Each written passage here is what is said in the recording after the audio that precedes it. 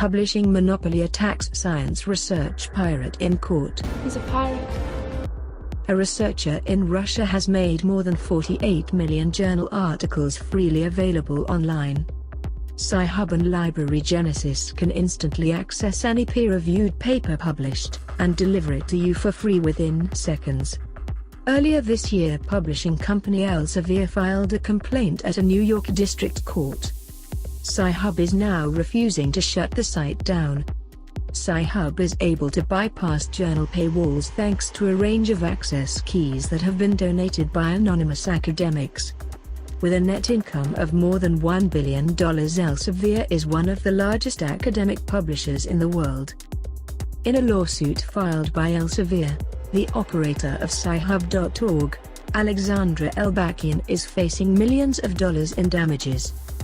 This week she submitted her first reply to the court, scolding the publisher for exploiting researchers and blocking access to knowledge. Information and knowledge are the cornerstones of science. Yet, most top research is locked up behind expensive paywalls. When I was a student in Kazakhstan University, I did not have access to any research papers I needed for my research project. I obtained these papers by pirating them. Elbakyan then decided to help other researchers to obtain research articles, which eventually grew to become a library of millions of works. Unlike in other industries, the authors of these papers don't get paid. Elsevier requires researchers to sign the copyright over to the company. The publisher then collects money from their work through licensing and direct sales.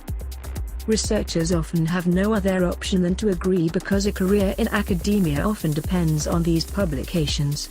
Pirates. Journal subscriptions have become so expensive that leading universities such as Harvard and Cornell have admitted they can no longer afford them. Researchers have also taken a stand vowing to boycott publisher Elsevier for its excessive paywall fees. More than 15,000 researchers have demanded that Elsevier change its business practices. While most researchers will agree with Sci-Hub operator, the case seems almost impossible to win. If the court sides with Elsevier, Library Genesis and Sci-Hub will likely have their domain names seized.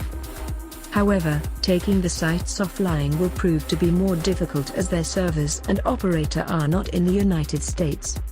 Elbakyan hopes that the lawsuit will set a precedent, and make it very clear to the scientific world who owns their ideas.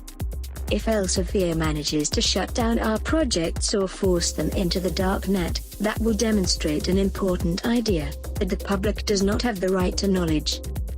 We have to win over Elsevier and other publishers and show that what these commercial companies are doing is fundamentally wrong. If there's one thing the world needs more of, it's scientific knowledge. Now, the goal is to collect all research papers ever published, and make them free. At this time I either have to prove we have the full right to do this or risk being executed like other pirates. Aaron Swartz, for example. Everyone should have access to knowledge regardless of their income or affiliation. Access should be absolutely legal. The idea that knowledge can be a private property of some commercial company is unacceptable.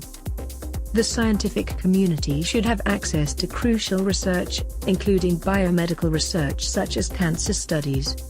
Even authors do not have access to their own work. I am not afraid to say this, because when you do the right thing, why should you hide it? In the meantime, Sci-Hub is still up and accessible for anyone who wants to use it. That's got to be the best pirate I've ever seen.